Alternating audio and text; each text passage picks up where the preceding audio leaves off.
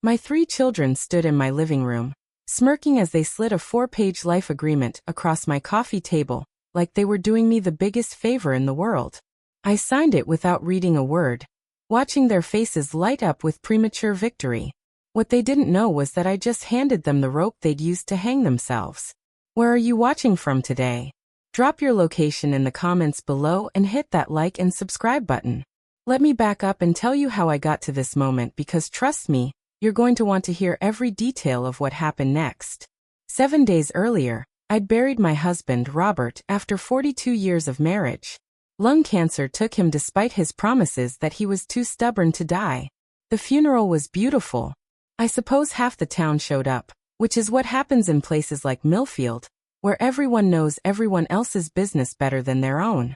My children, Michael, Sarah, and David, played their parts perfectly. Grieving offspring, concerned about their poor widowed mother, making sure everyone saw how devoted they were. Michael even gave a speech about family being everything, which nearly made me laugh if I hadn't been so exhausted from 3 months of watching Robert waste away. Mom looks so lost. I heard Sarah whisper to her husband Brad during the reception. I'm worried about her living alone in that big house. That big house. The same house where Robert and I raised them. Where Sarah learned to ride a bike in the driveway. Where Michael brought his first girlfriend to dinner. Where David studied for his SATs at the kitchen table. Suddenly it was too big. Too much for poor old Mom to handle. The first hint of what was coming arrived 2 days after the funeral. Michael knocked on my door at 8 o'clock in the morning, carrying coffee and pastries from downtown. Sweet gesture, except Michael hadn't brought me coffee since he was 16 and needed to borrow the car. How are you holding up, Mom? He asked, settling into Robert's favorite armchair like he belonged there. I'm managing, I said. Which was true. I've been managing things my whole life. That's what I want to talk about, he said, leaning forward with that serious expression he inherited from his father. The managing part. We've been thinking, Sarah, David, and I, that maybe you shouldn't have to manage everything alone anymore. When my children started using we instead of I, it usually meant trouble. I appreciate the concern, but I'm perfectly capable. Of course you are, he interrupted smoothly. That's not what this is about. It's about family taking care of family. We want to help. There was that word again, help. In my experience, when children suddenly want to help their parents, they're usually helping themselves to something. What kind of help? I asked, though I was beginning to suspect I already knew. Michael pulled out his phone and started reading from what looked like notes. We've been discussing the practical aspects of your situation. The house needs constant upkeep. The yard is enormous. You're dealing with Dad's estate, managing investments. It's a lot for one person. Your father and I managed just fine for 42 years, but Dad's gone now, he said gently. Too gently, and things change. We don't want you to struggle unnecessarily when there are solutions. Solution. That was the second red flag. In my experience, when people start talking about solutions to problems you didn't know you had, they're usually creating problems to fit their preferred solutions. Sarah arrived that afternoon with a casserole, and the same concerned expression Michael had worn. David showed up the next morning with groceries and identical talking points. All 3 of them suddenly very interested in my well-being.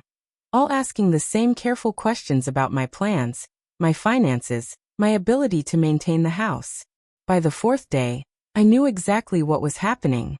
They'd coordinated this intervention like a military operation, taking turns to wear me down with their fake concern and helpful suggestions. What they didn't realize was that I'd been watching this particular dance unfold ever since Robert's diagnosis became terminal. I knew my children better than they knew themselves.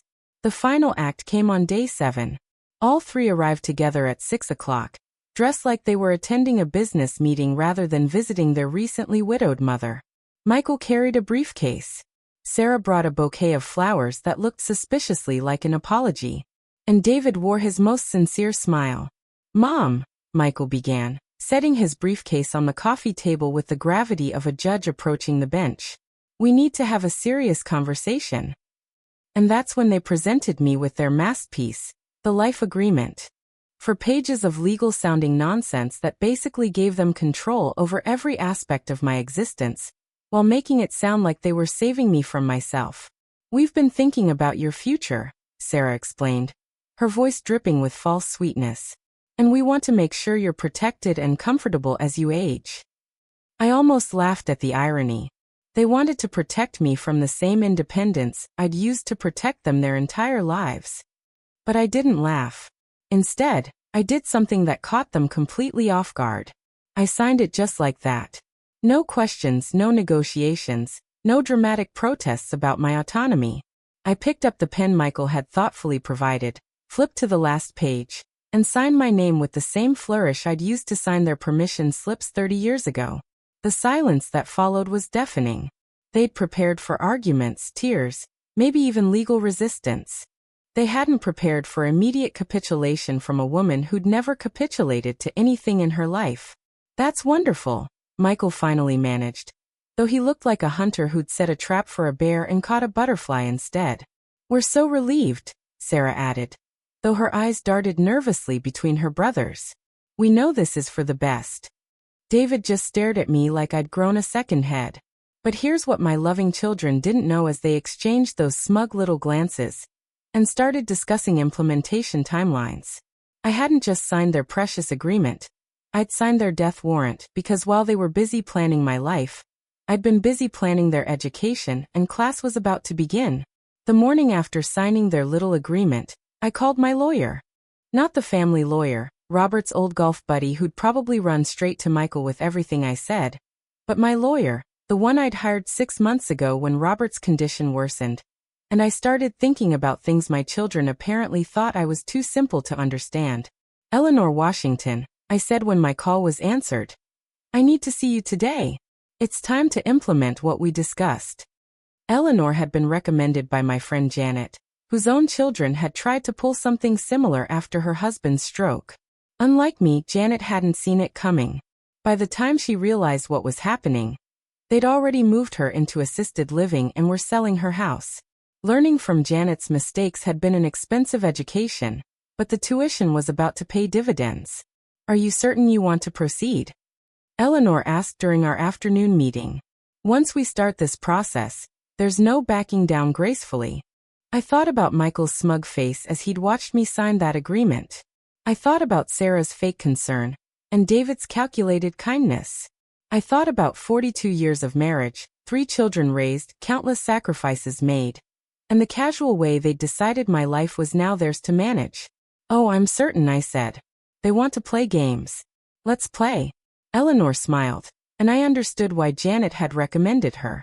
She was a woman who appreciated a good strategic comeback. The first part of our plan went into motion immediately. Eleanor filed papers establishing a revocable living trust, moving most of my assets into a structure my children knew nothing about. The house they thought was too much for me to handle transferred to the trust. Robert's life insurance redirected. The investments they were so eager to help me manage protected. But that was just the foundation. The real masterpiece was the ranch. See, what my children had never bothered to learn was that Robert and I weren't just another old couple living modestly in small-town Kansas.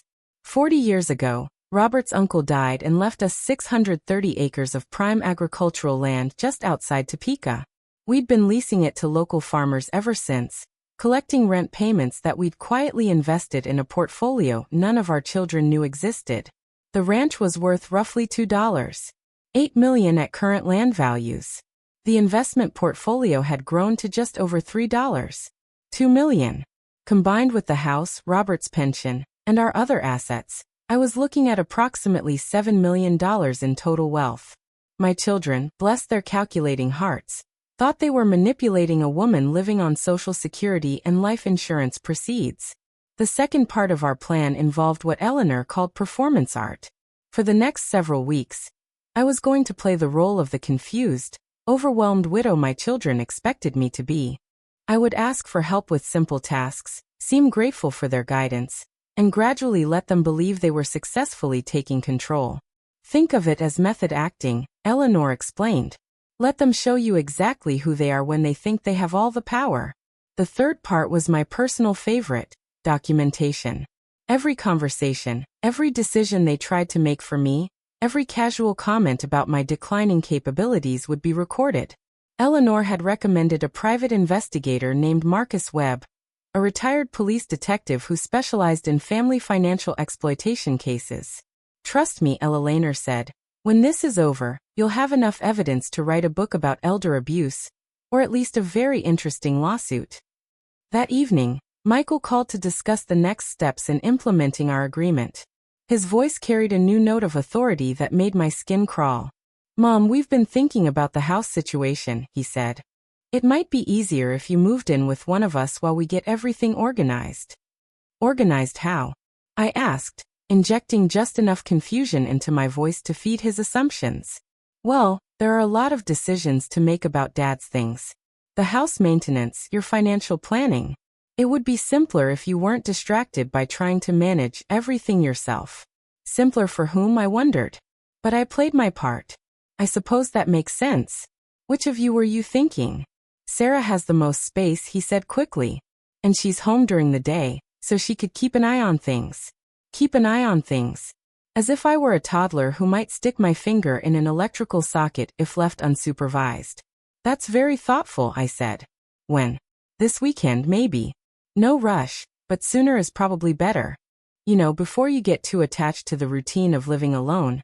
Too attached to my independence. He meant too comfortable making my own decisions before they could convince me I wasn't capable.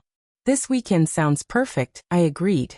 Should I pack everything or just essentials for now?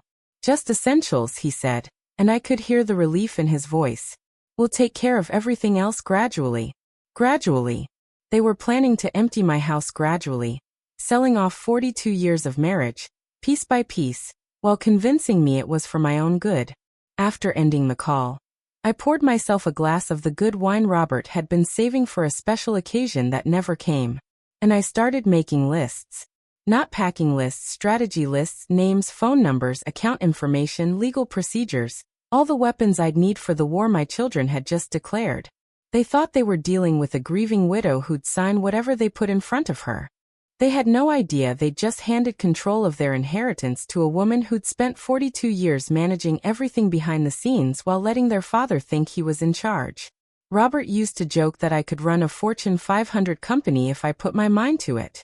He never realized that I'd been running one all along. It was called Our Family, and the profit margins were about to take a very interesting turn. By Sunday, I'd be living under Sarah's roof, playing the grateful mother who needed to be managed.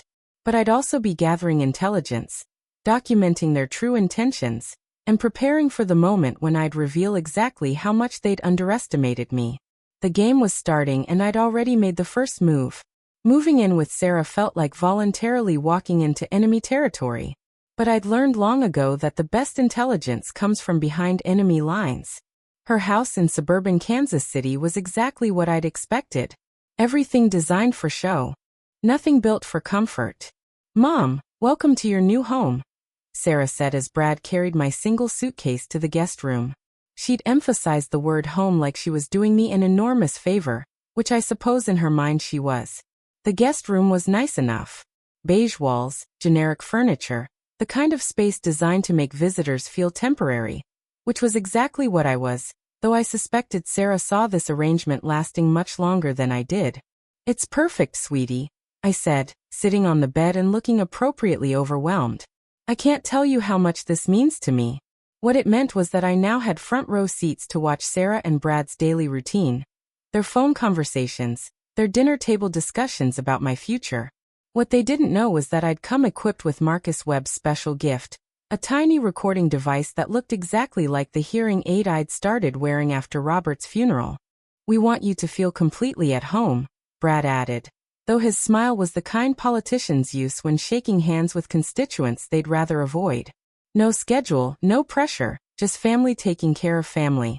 That phrase again, family taking care of family. If I heard it one more time, I might actually laugh out loud and ruin my carefully crafted performance. The first few days were educational. Sarah had apparently appointed herself as my case manager, scheduling everything from doctor's appointments to grocery runs like I was an invalid rather than a woman who'd been managing households since before she was born. Mom, I've made you an appointment with Dr. Peterson for Thursday, she announced over breakfast on Tuesday. Just a general checkup to make sure you're handling the stress okay. Dr. Peterson, not my family doctor, who'd known me for 20 years and would have been puzzled by any sudden concerns about my mental state. Dr. Peterson, who happened to be Brad's golf partner, and might be more willing to document whatever symptoms Sarah suggested I was experiencing. That's thoughtful, I said, stirring my coffee with the confused expression I'd been perfecting. Though I feel fine. Maybe a little scattered, but that's normal for someone my age, isn't it? Sarah exchanged a meaningful look with Brad. Of course it's normal, Mom. We just want to establish a baseline, Make sure we catch any changes early. Changes. There was that word again, loaded with implications about my declining mental capacity that apparently everyone could see except me. Wednesday brought the financial advisor meeting. Michael arrived looking official in his best suit, carrying a briefcase full of papers that needed my signature. David showed up with his laptop, prepared to walk me through the various accounts and investments they'd discovered in Robert's records. Mom, we found some accounts that Dad never mentioned to us, David said, opening his laptop with the air of someone delivering important news. There's quite a bit more money than we realized. I leaned forward with appropriate interest. Though what I was really interested in was seeing how much of our financial picture they'd actually uncovered. The answer, it turned out, was depressingly little. They'd found Robert's 401k, his pension fund, the small savings account we'd used for monthly expenses, and the life insurance policy. Combined, they were looking at approximately $400,000, which they clearly thought was a fortune. What they hadn't found was the ranch, the investment portfolio, or any of the other assets Eleanor and I had carefully moved into the trust. That's wonderful, I said, injecting just enough surprise into my voice to make them believe I'd been as ignorant about our finances as they had assumed. Your father never talked about money with me. I just knew there was enough for bills and groceries. The look of pure satisfaction that passed between my sons was almost comical. Here was confirmation of every assumption they'd made about their poor, helpless mother, who'd never understood the first thing about financial planning. Michael opened his briefcase and pulled out a power of attorney document. Mom, what we'd like to do is consolidate everything into accounts that are easier for you to understand. Simpler statements, automatic payments, that kind of thing. And to do that, David added, we need you to sign some papers giving us authority to make changes on your behalf. Just temporary until everything's organized. Temporary, like the guest room arrangement, like the helpful suggestions about my daily routine, like every other temporary measure that would somehow become permanent once they had legal control. That sounds complicated, I said, looking at the papers like they were written in hieroglyphics. That's exactly why we want to handle it for you, Michael assured me. You shouldn't have to worry about complicated financial decisions while you're grieving. While I was grieving, as if grief had somehow damaged my cognitive abilities along with my heart, I signed the papers naturally, just like I'd signed their life agreement with the same trusting smile and the same secret knowledge that they were about to learn a very expensive lesson about underestimating people. What they didn't know was that the accounts they were so eager to control contained exactly enough money to cover my basic living expenses for the next 6 months. Eleanor had insisted on leaving something for them to find, something that would feed their confidence while keeping them distracted from looking for anything else. There, I said, handing back their signed documents. I feel so much better knowing you boys are taking care of everything. The meeting ended with hugs and reassurances about how much easier my life was going to be now that I didn't have to worry about complicated things like managing my own money. That evening, after Sarah and Brad had gone to bed, I sat in the guest room and listened to the day's recordings through the tiny earpiece Marcus had provided. Every conversation, every aside, every moment when they thought I couldn't hear them. She's more confused than I expected, Sarah's voice whispered from the afternoon session. Did you see how she looked at those investment statements? Like she'd never seen them before. It's probably better this way, Brad had responded. Makes everything cleaner if she genuinely doesn't understand what she's signing cleaner. As if stealing from your mother was just a matter of proper paperwork and plausible deniability. But the most revealing moment had come after my sons left when Sarah called someone I didn't recognize. Yes, she signed everything. Sarah had said no problems at all.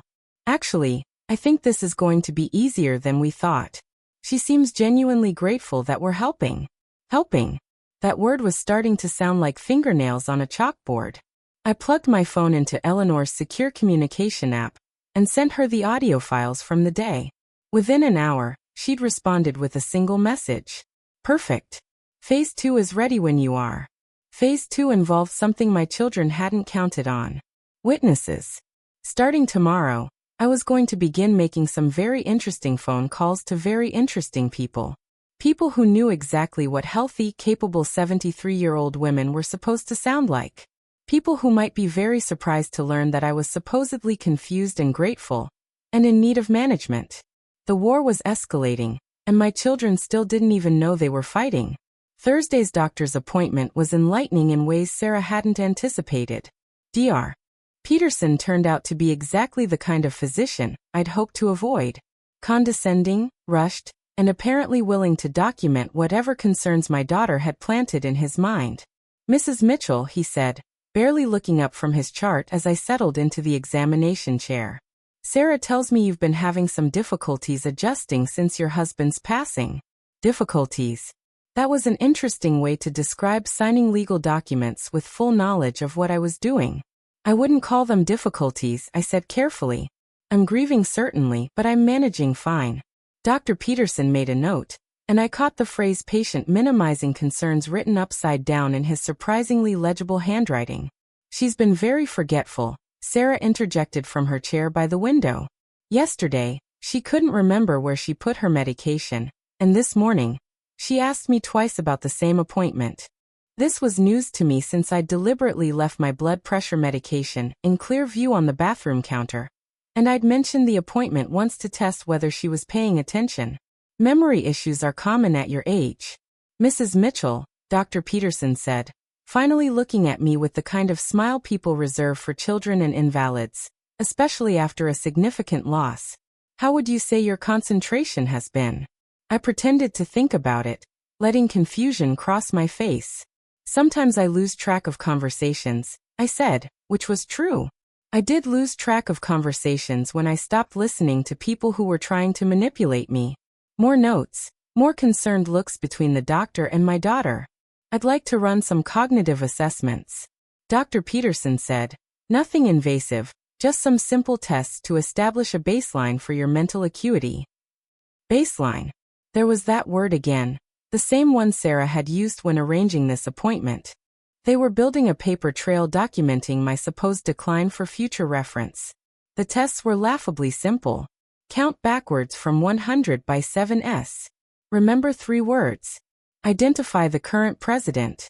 I intentionally hesitated on the serial 7s, pretending to lose count once before finishing correctly. And I answered the date question after appearing to think about it longer than necessary. Everything looks normal, Dr. Peterson said when we finished, though his tone suggested mild disappointment, perhaps slightly below average for processing speed, but well within normal range for someone experiencing grief. Slightly below average. I'd managed to ace his little tests while appearing just confused enough to support Sarah's narrative without actually failing anything that would require serious medical intervention. But she should probably avoid making any major decisions for a while, Sarah said quickly. You know, until the grief fog clears up. Grief fog. That was a new one. Dr. Peterson nodded gravely. That's excellent advice, Mrs. Mitchell. I'd recommend letting your family handle complex matters while you focus on healing. I left the appointment with a clean bill of health that had somehow been translated into medical justification for treating me like an invalid. Sarah seemed satisfied with the visit, chattering about how helpful it was to have professional confirmation of what the family had already observed. What she didn't know was that I'd been recording the entire appointment, and that Dr. Peterson's casual willingness to support a narrative he hadn't actually investigated was going to make for very interesting listening when Eleanor reviewed the files. That afternoon brought a surprise visitor. My neighbor Janet stopped by with flowers, and the kind of determined expression that usually meant trouble. Helen, she said, settling into Sarah's living room like she owned the place. We need to talk. Janet had been my friend for 30 years, ever since she'd moved to Millfield after her first divorce. She was blunt, observant, and completely unimpressed by social niceties when she thought something was wrong. About what? Sarah asked, though her voice carried a note of weariness that suggested she already suspected about the fact that everyone in town is talking about how you've moved your mother into your house because she can't take care of herself anymore, Janet said bluntly. Which is odd because Helen seemed perfectly capable of taking care of herself when I saw her last week. I felt a surge of gratitude mixed with panic. Janet was trying to help, but her intervention could derail my carefully orchestrated plan if she convinced Sarah I was more competent than I was pretending to be. Janet, I said carefully, I appreciate your concern, but the children are just helping me through a difficult time. Difficult time, my foot. Janet snorted. Helen, you organized your husband's entire funeral, managed the estate paperwork, and handled 3 months of medical appointments without missing a beat. Now suddenly you need help remembering where you put your pills. The room went very quiet. Sarah's face had gone pale, and I could practically see her mental wheels spinning as she tried to figure out how much Janet actually knew. Everyone grieves differently, Sarah said stiffly, and Mom has been struggling more than she's willing to admit. Have you? Janet asked me directly, because you seemed sharp as a tack when we talked about Robert's insurance settlement. Knew every detail, every dollar amount. That didn't sound like someone who was struggling with confusion. Insurance settlement. Sarah's head snapped around to look at me, and I realized Janet had just dropped information my daughter didn't know about. What insurance settlement? Sarah asked. The one from Robert's employer, Janet said, looking surprised. The additional life insurance policy they carried on long-term employees. Helen said it was a nice surprise. Enough to make sure she wouldn't have to worry about Janet. I interrupted quickly. I don't think we should burden Sarah with financial details, but it was too late. Sarah's expression had shifted from confused to calculating, and I knew she was already planning to interrogate me about money I hadn't mentioned before. After Janet left, Sarah wasted no time in cornering me about the insurance settlement she just learned existed. Mom, is there money you haven't told us about? I let my face crumple slightly as if I'd been caught in something embarrassing. It's not that much, I said. Just a little extra from Robert's work. I didn't want you children to worry about it. How much is a little extra? I pretended to think, letting confusion cloud my features again. I'm not sure exactly. The lawyer has all the paperwork. Maybe 50,000. I get confused with all the numbers. 50,000. Just enough to seem significant without being large enough to change their fundamental assumptions about my financial situation. And of course, there was no additional insurance settlement. Eleanor had suggested I plant that story to see how quickly word would spread through the family network. Mom, Sarah said, sitting down beside me with renewed patience. This is exactly why we need to be involved in your finances. You can't keep track of everything yourself anymore. Can't keep track. As if I hadn't been managing our family's money for 42 years while Robert took credit for every smart financial decision we'd ever made. That evening, I overheard Sarah on the phone with her brothers, describing the day's revelations with the excitement of someone who'd found unexpected treasure. She's been hiding money, Sarah was saying. Not intentionally. I think she genuinely forgot to mention it. But if there's 50,000 she forgot about, what else might be there? What else indeed? If they thought 50,000 was worth getting excited about, wait until they discovered what I'd actually been hiding. But that discovery was still weeks away. First, they needed to complete their transformation from concerned children to controlling manipulators. They needed to show me exactly who they really were when they thought they held all the cards. And I needed to finish documenting every single moment of their greed for the audience that would eventually judge them, because this performance was just getting started. The transformation was remarkable to watch. Within 2 weeks of gaining what they thought was control over my finances, my children had morphed from concerned offspring into something that resembled a corporate board of directors running my life. Michael appointed himself CEO of my existence, calling twice daily to discuss administrative matters like whether I needed new clothes, or if my prescription medications required adjusting. Sarah became my social director, carefully managing my contact with friends and neighbors to ensure I wasn't overwhelmed by too much stimulation. David took charge of household management, deciding everything from what groceries I needed to which television programs were appropriate for my viewing. The most telling change was in how they talked to me versus how they talked about me. When addressing me directly, they maintained the fiction of respectful concern. When they thought I couldn't hear them, or when they were talking to their spouses, the mask slipped completely. She's more pliable than I expected. I heard Sarah tell Brad during a phone conversation I wasn't supposed to overhear. Honestly, I think she's relieved not to have to make decisions anymore. Relieved. As if the woman who'd spent 4 decades making every important decision in our household while letting Robert think he was in charge had suddenly lost the ability to choose her own breakfast cereal. The financial control was exercised gradually, like a noose tightening by degrees. First, they moved my checking account to a bank where Michael was listed as co-signer for convenience. Then they consolidated my credit cards, closing several accounts I'd maintained for years, because they were unnecessarily complicated for someone in my situation.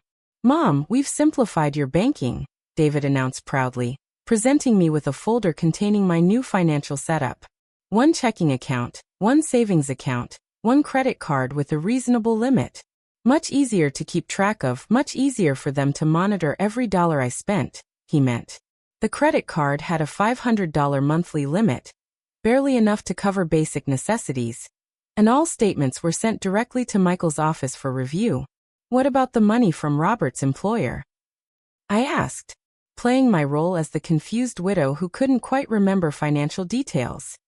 "The insurance settlement Janet mentioned."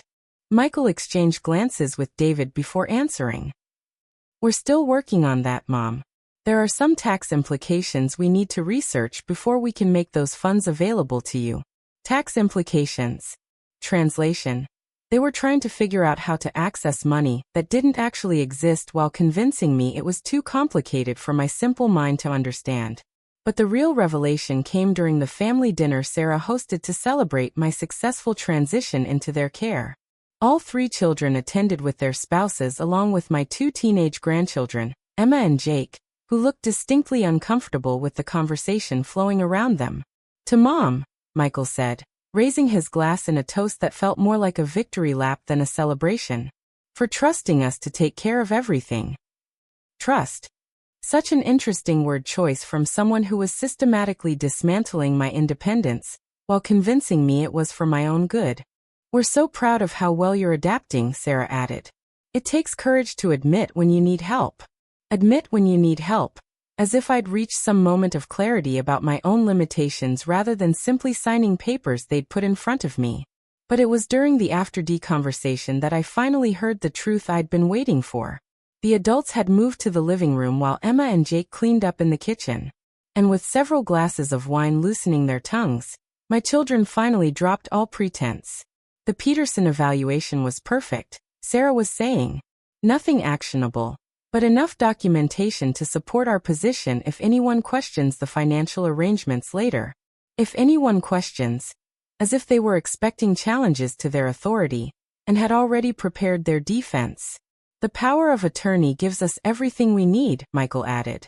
"And she signed it so readily, there's no question about coercion or undue influence." Undue influence. A legal term someone had obviously researched carefully before beginning this operation. "What about the house?" Brad asked. "That's where the real value is. We'll give it a few more months," David said. "Let her get settled into the routine here. Maybe have another doctor's evaluation showing continued decline. Then we can suggest that maintaining the house is becoming too burdensome." Too burdensome. The same house I'd maintained flawlessly for 42 years was suddenly going to become too challenging for me to handle. "The beauty is that she genuinely seems grateful." Sarah laughed. "Yesterday she thanked me for helping her organize her pill case." Her pill case. Like she hasn't been taking the same 3 medications for 10 years. Grateful. If they only knew what I was actually grateful for, they might have chosen their words more carefully. But the conversation that followed was the moment I'd been waiting for. The revelation that would justify everything I was about to do to them. "Once we sell the house and liquidate the accounts," Michael said, "we should clear about $400,000 after expenses. Split 3 ways. That's enough to make a real difference. Brad and I could finally remodel the kitchen," Sarah said dreamily. And maybe take that European trip we've been talking about. I could pay off the boat, David added. Maybe upgrade to something bigger. They were already spending my money, not just planning to inherit it someday, but actively dividing up assets they believed they already controlled. The house where I'd raised them. The savings Robert and I had accumulated through decades of careful planning. The insurance money I'd received after watching my husband die by inches. All of it was just numbers on their personal wish lists. But the final straw, the comment that would echo in my mind during everything that came next, came from Michael. The best part is that she'll never know the difference, he said, his voice carrying the satisfaction of someone who thought he'd pulled off the perfect crime. She's so confused about money anyway. We could tell her the house sold for half what it's worth, and she'd just nod and thank us for handling it. Never know the difference. They thought they were dealing with a woman so diminished by grief and age that they could rob me blind while convincing me they were doing me favors. From the kitchen, I heard Emma's voice, quiet but clear. Are you guys really going to steal Grandma's house? The silence that followed was absolute. Then Sarah's voice, sharp and defensive. We're not stealing anything, Emma. We're managing Grandma's affairs because she can't do it herself anymore. She seems fine to me, Jake said. And I felt a surge of pride in my grandson. She helped me with my history homework yesterday. And she remembered stuff about World War II that wasn't even in my textbook. That's different, Michael said dismissively. Long-term memory versus day-to-day decision-making. You mean the decision that lets you spend her money on kitchen remodels and boats? Emma shot back. The argument that followed was brief and heated, ending with both teenagers being sent to their rooms, and the adults agreeing to discuss family matters more privately in the future. More privately, because they'd realized that even their own children could see what they were doing for what it was. That night, lying in Sarah's guest bed, I reviewed the evening's recordings and made my final decision. The documentation phase was complete. I had enough evidence of their intentions, their methods, and their complete disregard for my actual well-being to justify what came next. It was time for phase 3. Tomorrow morning, I was going to start the process of teaching my children the most expensive lesson of their lives. And unlike their previous education, this one was going to cost them everything they thought they'd already stolen from me. Because while they'd been planning my future, I'd been planning their reckoning. And their education was about to begin. The next morning, I called Eleanor and spoke 4 words that changed everything. It's time to move. Within 2 hours, she arrived at Sarah's house with a briefcase, a notary public, and the kind of smile that suggested someone was about to have a very bad day. Mrs. Mitchell, Eleanor said as Sarah reluctantly led us into the dining room. I have some paperwork that requires your immediate attention. Sarah's face went pale. She'd clearly hoped to keep me away from lawyers until their control was more firmly established. What kind of paperwork? Mom doesn't usually handle legal matters without family present. Estate matters, Eleanor said crisply, pulling documents from her briefcase with the efficiency of someone who'd done this many times before. Time-sensitive issues that can't wait for family conferences. What happened next was a masterclass in legal precision.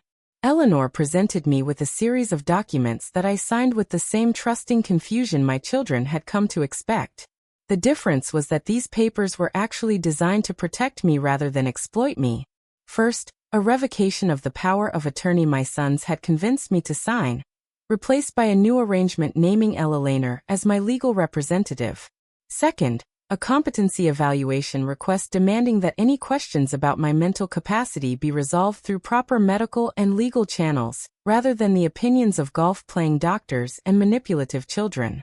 Third, a formal notice that all financial decisions made on my behalf over the past 2 weeks were being reviewed for potential irregularities. What does this mean? Sarah asked, reading over the documents with growing alarm. It means, Eleanor explained with professional courtesy, that your mother has decided to take a more active role in managing her own affairs. The temporary arrangements you've established are being reconsidered. The word reconsidered hung in the air like a threat. Sarah immediately called Michael, who arrived within 30 minutes, looking like a man whose carefully constructed plans were suddenly collapsing around him. "Mom, what's going on?" he demanded, barely glancing at Eleanor before focusing entirely on me. "Why are you involving outside lawyers in family matters?" Outside lawyers. As if the woman who'd been managing our family's interests while he was still learning to tie his shoes couldn't possibly be trusted to choose her own legal representation. I've been thinking about what you said, I told him, letting confusion creep into my voice again. About how complicated everything is. So, I asked Eleanor to help me understand what I've been signing. The look that passed between Michael and Sarah was worth recording. Pure panic barely disguised as concern. But we've already taken care of everything, Sarah said quickly. You don't need to worry about legal complications now. Actually, Eleanor interjected. Mrs. Mitchell has every right to understand the documents she signed, and the implications of the financial arrangements you've established on her behalf. Financial arrangements. That phrase made Michael's eye twitch, and I knew he was calculating how much of their scheme might be legally questionable if examined by someone who actually understood elder law. Of course she has rights, he said, switching to his most reasonable tone. We're not trying to hide anything. We're just trying to protect her from unnecessary stress. Protect her from what? Specifically? Ella Lehner asked, and I could tell she was enjoying this conversation almost as much as I was. From having to deal with complex financial decisions while she's grieving, Sarah answered. From making mistakes that could jeopardize her security. I see, Ella Lehner said, making notes. And who determined that Mrs. Mitchell was unable to make these decisions herself. The silence that followed was telling. They'd based their entire scheme on the assumption that grief and age automatically meant incompetence without ever bothering to establish that assumption through proper medical or legal evaluation. It's obvious to anyone who spends time with her. Michael finally said, his patience clearly wearing thin. She's confused, forgetful, easily overwhelmed. Based on what evidence? Eleanor pressed. Based on living with her for 2 weeks, Sarah snapped. Based on watching her struggle with simple tasks and forget basic information. I'd like to hear about these struggles from Mrs. Mitchell herself, Eleanor said, turning to me with the kind of professional attention that made me feel like the competent adult I'd always been. Have you been having difficulty managing your daily affairs? This was my moment. The performance I'd been preparing for weeks. The role that would determine whether my children's education proceeded as planned, or whether I'd have to settle for simply protecting myself from their schemes. I don't think so, I said carefully, looking between Eleanor and my children with appropriate confusion. I mean, Sarah says I am, but I feel like I've been managing fine. She thinks she's managing fine, Michael said quickly. But that's part of the problem. She doesn't recognize her own limitations. What limitations specifically? Ella Lehner asked me directly. I pretended to think about it, letting uncertainty cloud my features. Well, they say I forget things and that I get confused about money. Maybe they're right. Maybe I'm not seeing it myself. It was a perfect response. Just enough doubt to justify their concerns without actually admitting to any specific incident of incompetence. Eleanor nodded approvingly. Mrs. Mitchell, would you be willing to undergo a comprehensive evaluation to determine your decision-making capacity? Something more thorough than Dr. Peterson's brief assessment. If it would help, I said, though I let my voice carry a note of worry. I don't want to be a burden on my children if I really can't take care of myself. The trap was set. My children could either agree to a proper competency evaluation, which I would pass with flying colors, or they could object and reveal that their entire scheme depended on avoiding professional scrutiny of my actual mental state. That seems unnecessary, Michael said after a long pause. We're not questioning Mom's legal capacity. We're just trying to help her through a difficult time. Then you won't object to having that capacity formally confirmed, Ella Lehner said smoothly. And there it was, the moment when they had to choose between supporting their narrative of my incompetence and avoiding the professional evaluation that would expose that narrative as fiction. Of course we support whatever Mom wants, Sarah said finally, though her voice carried all the enthusiasm of someone agreeing to root canal surgery. Excellent, Ella Lehner said, packing her documents with satisfaction. I'll arrange for the evaluation with Dr. Margaret Hayes, a geriatric psychiatrist who specializes in capacity assessments. She should be able to see us within the week. After Eleanor left, the atmosphere in Sarah's house shifted dramatically. The pretense of caring concern evaporated, replaced by barely controlled anxiety about how badly their plans had just been disrupted. Mom, Michael said, sitting beside me with forced calm. I hope you understand what you've done. You've just invited strangers to judge your mental capacity based on a few hours of testing. Strangers. As if qualified medical professionals were less trustworthy than children with obvious financial motivations. Maybe that's for the best, I said quietly. If I really am as confused as you think, shouldn't that be documented properly? The question hung in the air like an accusation. Because if I really was incompetent, they should be eager to have that incompetence professionally confirmed. Their reluctance to pursue proper evaluation revealed more about their true motives than any conversation I'd recorded. That evening, I overheard Sarah on the phone with someone I didn't recognize. Her voice tight with frustration. The lawyer showed up out of nowhere, she was saying. Now they want a full psychiatric evaluation. We need to know what our options are if she passes. If she passes. Not when she fails, but if she passes. Because somewhere deep down they knew I wasn't actually incompetent. They'd just been hoping no one would bother to verify their claims. What do you mean Plan B? Sarah continued. We've already moved forward with the financial arrangements. If the evaluation shows she's competent, we could be in serious legal trouble. Legal trouble. Finally, someone was speaking honestly about the potential consequences of their actions. The conversation that followed was muffled, but I caught enough to understand that my children had been receiving advice from someone with experience in elder financial exploitation.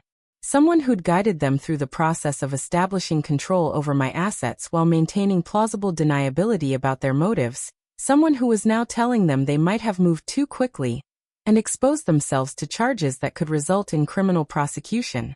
As I lay in bed that night, listening to the muffled sounds of Sarah and Brad arguing about damage control, I felt a satisfaction deeper than anything I'd experienced since Robert's funeral. My children had just learned that their victim was fighting back. And tomorrow they were going to discover that their fight was with someone who'd been planning this war much longer than they'd been planning their theft. The education was accelerating, and tuition was about to get much more expensive. Dr. Margaret Hayes turned out to be everything Eleanor had promised, thorough, professional, and utterly unimpressed by family drama. Her office was designed for comfort rather than intimidation, which made the comprehensive evaluation she conducted over 3 hours feel more like an interesting conversation than a medical examination.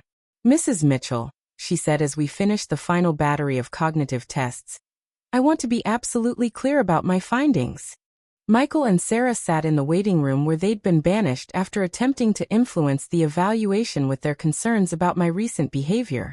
Dr.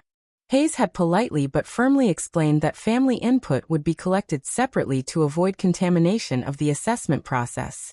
Your cognitive function is not only normal for your age, Dr. Hayes continued. It's actually above average in several key areas. Your memory, reasoning ability, and decision-making capacity all fall well within the range I'd expect from someone with your educational background and life experience. Above average. I'd aced every test she'd given me, from complex mathematical calculations to detailed questions about current events, financial planning, and legal concepts. The supposed confusion my children had documented was nowhere to be found. What about the forgetfulness my family mentioned? I asked, maintaining my role as the concerned patient. Memory issues related to grief are normal and temporary, Dr. Hayes explained. They don't indicate cognitive impairment or diminished capacity. You're dealing with the largest emotional trauma most people experience, the loss of a life partner after 42 years. Some distraction and emotional overwhelm would be expected and healthy. So, I'm competent to make my own decisions. Absolutely, she said firmly. In my professional opinion, you have full decision-making capacity and should be able to manage your own affairs without assistance. Unless you choose to accept help for convenience rather than necessity. Choose to accept help. What a revolutionary concept in my current family dynamic. An hour later, Ella Lehner, Dr. Hayes, and I sat across from my children in a conference room at Eleanor's law office. The formal setting seemed to have sobered Michael and Sarah considerably, though they still maintained the pretense of concerned family members seeking the best outcome for their mother. The evaluation confirms what I suspected, Dr. Hayes began, reading from her official report. Mrs. Mitchell shows no signs of cognitive impairment, dementia, or diminished capacity. She is fully competent to make financial, legal, and personal decisions. The silence that followed was deafening. Everything my children had built their scheme on had just been professionally demolished. But she's been so confused, Sarah protested weakly, forgetting things, seeming overwhelmed by simple decisions. Grief presents differently in different people, Dr. Hayes explained patiently. What you interpreted as confusion may have been emotional processing or temporary distraction. It doesn't indicate cognitive decline. Michael leaned forward, switching to his most reasonable voice. Doctor, we appreciate your assessment, but we live with her daily. We see behaviors you might not observe in a clinical setting, such as the question hung in the air as Michael struggled to provide specific examples that wouldn't sound petty or manipulative under professional scrutiny. She signed documents without reading them carefully, he finally said. Did she understand what she was signing? Dr. Hayes asked. Well, yes, but then that's a personal choice about trust levels with family members, not a cognitive impairment, Dr. Hayes said firmly. Ella Lehner chose that moment to pull out her briefcase and begin the real show. Now that we've established Mrs. Mitchell's competency, she said, we need to address the financial arrangements that were made during the period when her family believed she was incapacitated. Financial arrangements. The phrase made both my children visibly tense. Over the past 2 weeks, Eleanor continued, consulting her notes. Significant changes were made to Mrs. Mitchell's banking and financial management, without proper legal documentation of incapacity. She signed power of attorney documents, Michael said quickly. Documents that were obtained under potentially false pretenses, Ella Lehner replied. If Mrs. Mitchell signed those papers based on your representations that she was too confused to manage her own affairs, and medical evaluation now shows she was fully competent at the time, we have grounds to challenge every transaction made under that authority. The words hit my children like physical blows. Michael went pale. Sarah grabbed her purse like she was preparing to flee, and the tension in the room became thick enough to cut with a knife. We were acting in good faith, Sarah said, her voice rising slightly. We genuinely believed Mom needed help. Based on what evidence? Ella Lehner asked, echoing the question she'd posed during our first confrontation. Based on our observations as her family, Michael said, though his confidence was clearly shaken. Observations that have been contradicted by professional evaluation, Ella Lehner pointed out, which raises questions about whether those observations were genuine or convenient. Convenient. The word hung in the air like an accusation. What exactly are you suggesting? Sarah demanded. Eleanor smiled, and I recognized the expression of a lawyer who was about to deliver a knockout punch. I'm suggesting that we review every financial transaction made under the disputed power of attorney, every account closure, every fund transfer, every decision made on Mrs. Mitchell's behalf, and if any of those transactions benefited family members while disadvantaging Mrs. Mitchell, we'll be filing criminal charges for elder financial abuse. Criminal charges. The phrase that had been lurking beneath the surface of this entire confrontation finally emerged into the open. You can't be serious, Michael said, though his voice suggested he knew she was completely serious. Elder financial exploitation is a felony in Kansas, Eleanor explained conversationally. Penalties include fines, restitution, and potential prison time. The fact that the perpetrators are family members is considered an aggravating factor, not a mitigating one. I watched my children's faces as the reality of their situation finally sank in. They'd expected to face family disappointment if their scheme was discovered, maybe some angry conversations and temporary estrangement. They hadn't expected to face federal investigators and criminal prosecution. We haven't stolen anything, Sarah said desperately. We've been trying to help. Help by gaining control of assets you believed you would inherit, Eleanor asked. Help by making financial decisions that would benefit your own situations. Help by isolating Mrs. Mitchell from independent legal counsel until today. Each question was a surgical strike, exposing different aspects of their behavior that looked increasingly calculated when examined under legal scrutiny. Mrs. Mitchell, Dr. Hayes said, turning to me with professional courtesy, given your confirmed competency, what would you like to do about the arrangements your family has established? This was it. The moment I'd been building toward for weeks. The moment when I stopped playing the victim and revealed exactly how much control I'd never actually lost. I'd like to review everything, I said carefully. I want to understand what decisions were made and whether they were really in my best interest or just convenient for everyone else. Everything was about to become a very expensive word for my children to hear, because Eleanor and I were just getting started with their education.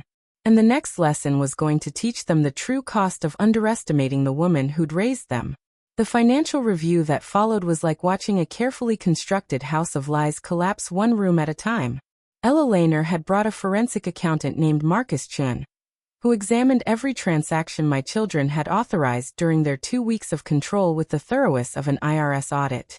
"This is interesting," Marcus said, pulling up bank records on his laptop as we sat in Eleanor's conference room. The power of attorney was signed on a Monday, and by Wednesday, they'd already transferred $15,000 from Mrs. Mitchell's money market account to what appears to be a credit card payment, $15,000, to pay off debts that had nothing to do with my care or well-being. "That was for Mom's benefit," Michael said quickly. "We consolidated her credit cards to simplify her financial management." "By paying off credit cards in your wife, Jennifer's name?" Marcus asked, consulting his detailed printouts. The silence that followed was deafening. Michael's face went from pale to red as he realized their financial sleight of hand was being exposed with professional precision. "There must be some mistake," Sarah said, though her voice lacked conviction. "No mistake," Marcus confirmed. 3 separate credit card payments totaling $18,000, all to accounts that belonged to family members, not Mrs. Mitchell. $18,000, nearly half of the money they discovered in Robert's accounts, used to pay off their personal debts while convincing me they were simplifying my finances. "The really interesting pattern," Marcus continued, "is the timing. These payments were made immediately after gaining financial control, suggesting they were planned rather than spontaneous decisions made for Mrs. Mitchell's benefit." Planned. That single word transformed their actions from misguided help into calculated theft, and everyone in the room knew it. Ella Lehner pulled out a legal pad and began making notes with the methodical precision of someone building a criminal case. "Marcus, walk us through the other transactions." What followed was a masterclass in financial exploitation disguised as family assistance. My children hadn't just paid off their debts with my money. They'd systematically redirected my financial resources to benefit themselves while maintaining the fiction that they were protecting me. "Here we have a $5,000 transfer to David Mitchell's business account," Marcus said, labeled as household management consulting fee. Household management consulting. David had literally paid himself $5,000 for the privilege of controlling my finances, creating an official-sounding invoice for services I'd never requested. And this $3,000 payment to Sarah Bradley for residential care coordination. Marcus continued. $3,000 for letting me sleep in her guest room for 2 weeks while she monitored my every conversation and restricted my contact with the outside world. The total amount diverted from Mrs. Mitchell's accounts to family members over 2 weeks is $31,000. Marcus announced nearly 80% of the liquid assets they discovered. $31,000 in 2 weeks. If I'd actually been the confused, grateful widow they thought I was, they would have stolen nearly everything I had while convincing me they were doing me favors.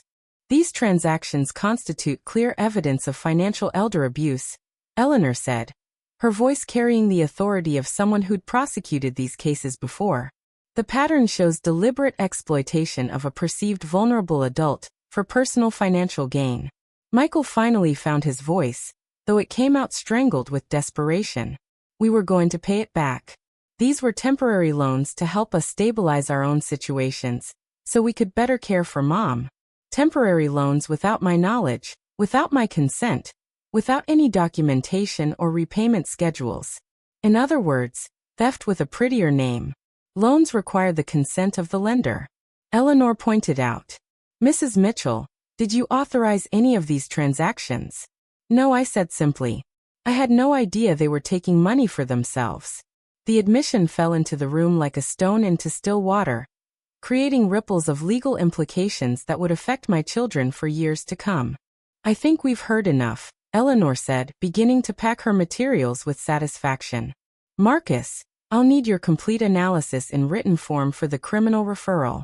Criminal referral. The phrase that made Sarah finally break down completely. Please, she said, tears streaming down her face. We can pay everything back with interest. We never meant for it to go this far. How far did you mean for it to go?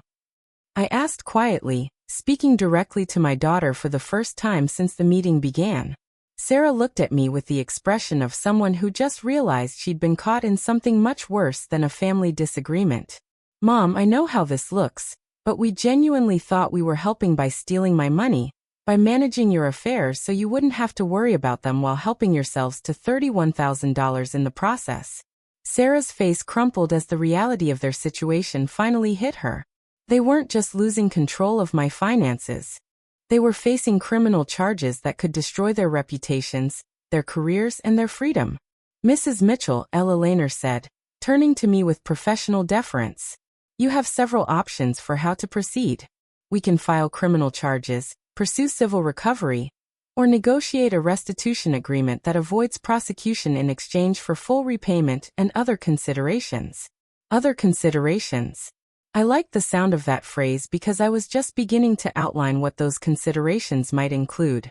I need time to think, I said, playing my role as the thoughtful victim who was struggling with the decision of whether to destroy her own children's lives.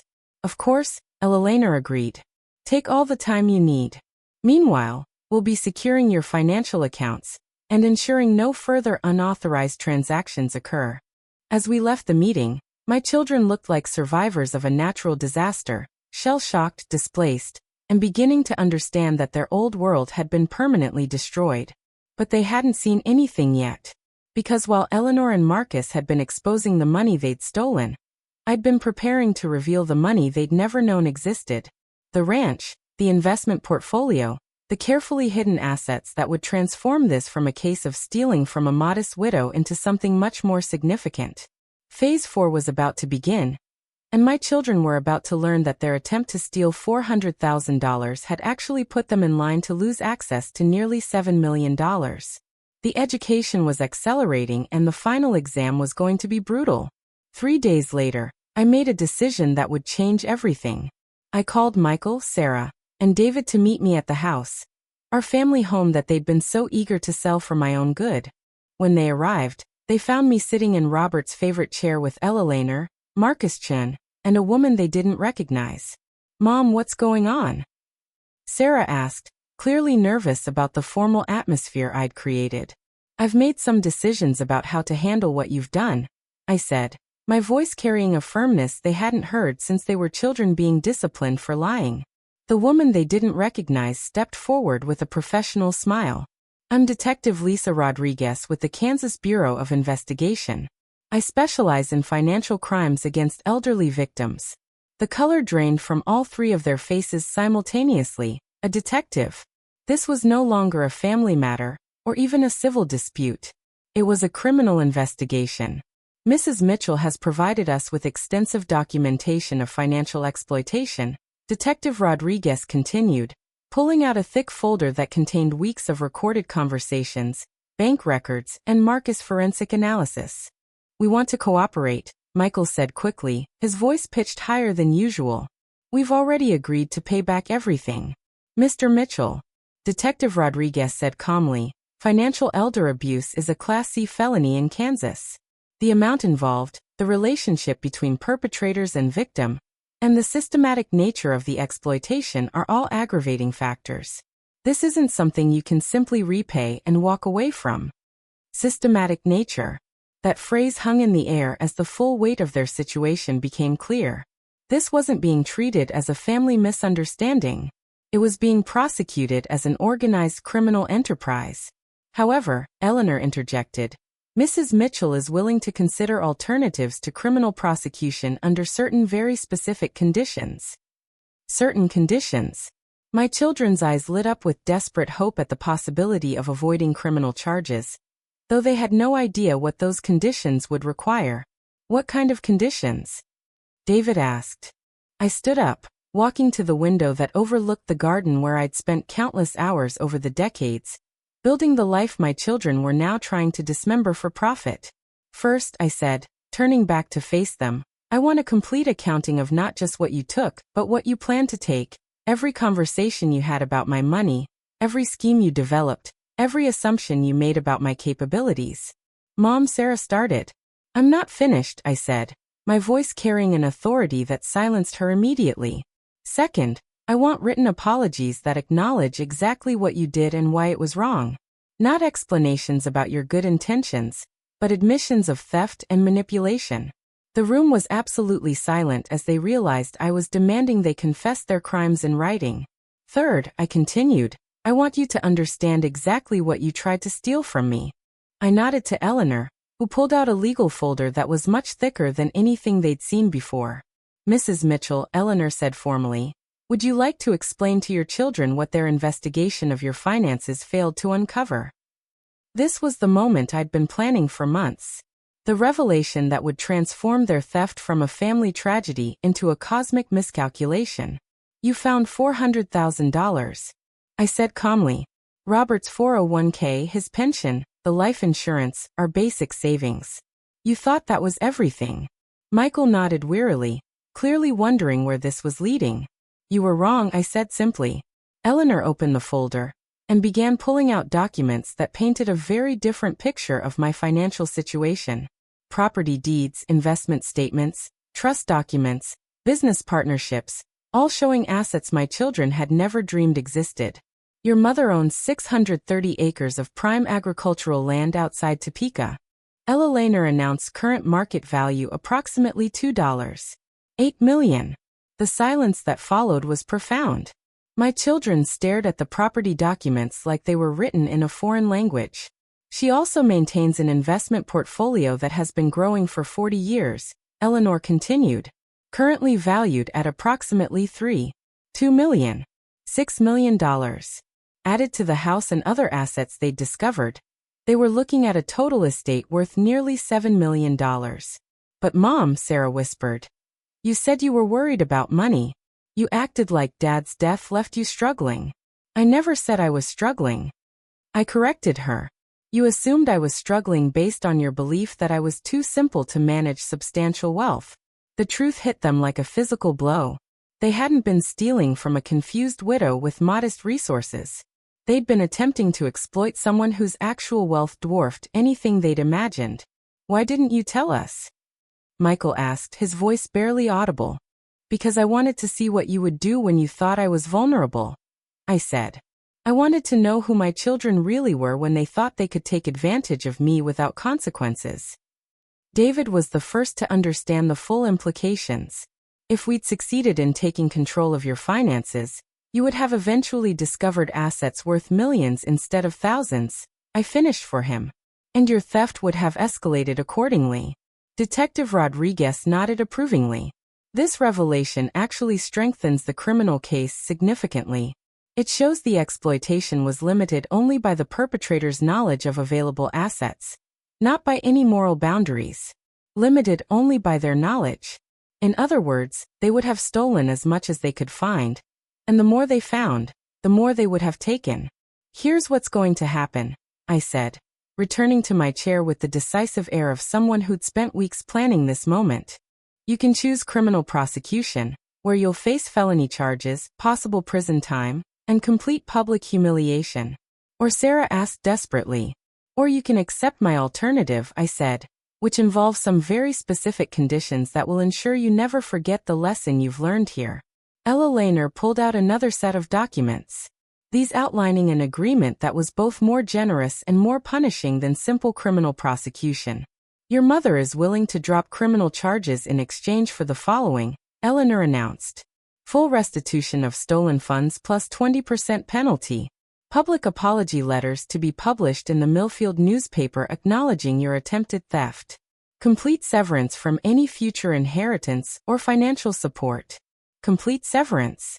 They would pay back everything they'd stolen, humiliate themselves publicly, and lose access to the very wealth they'd been trying to steal. And I added, you will each contribute $50,000 to a scholarship fund for elderly financial abuse victims, proving that you understand the harm you've caused extends beyond just our family. $150,000 total, Plus restitution, plus publique humiliation, plus permanent disinheritance.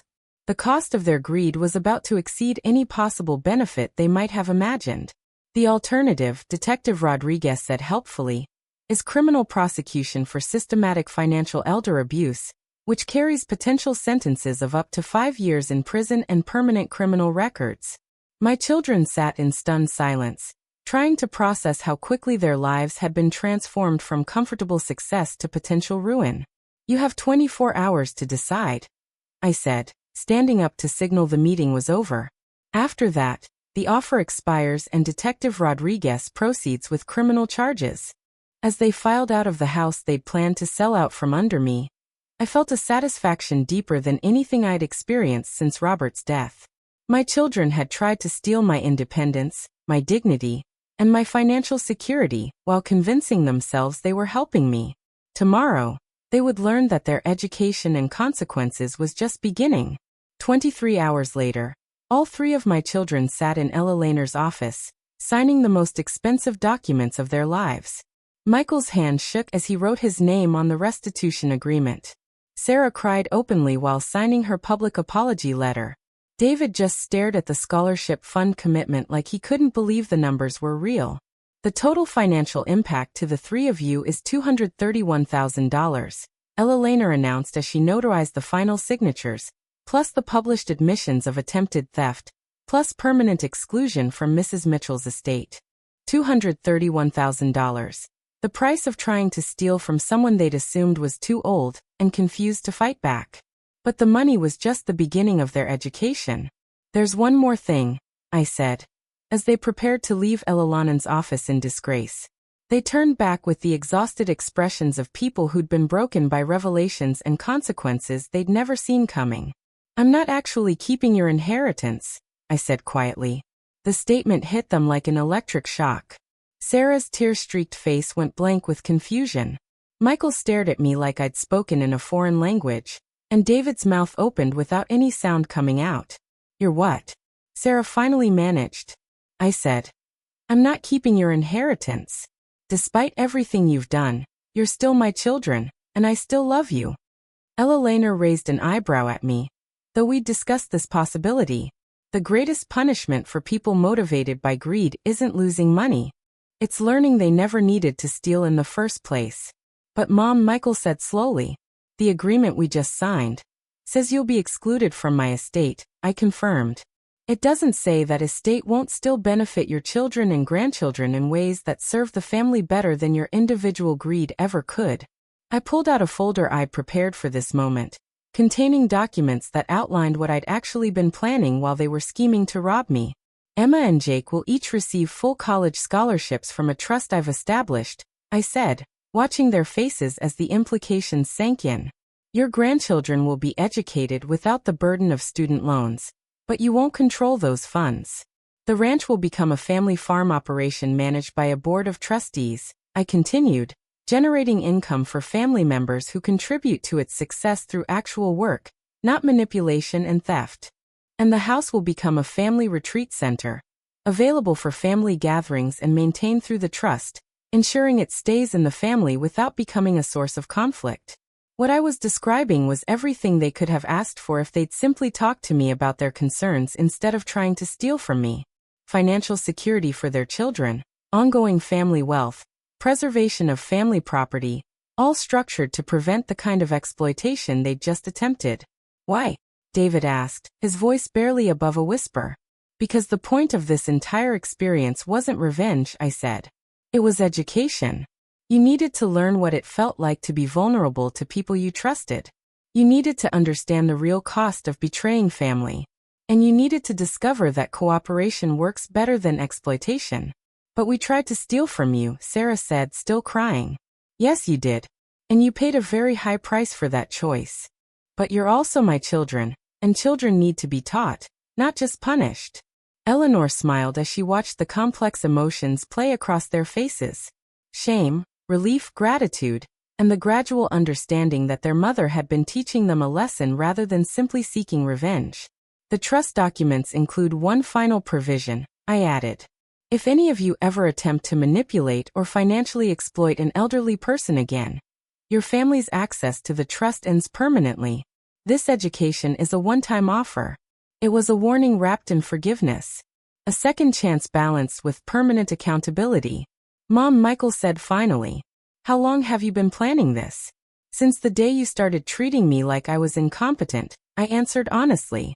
The moment you decided I was too old and confused to manage my own life, I began preparing to teach you exactly how capable I still am. We're so sorry, Sarah said. And for the first time since this entire ordeal began, her apology sounded genuine rather than calculated. I know you are, I said. But sorry isn't enough anymore.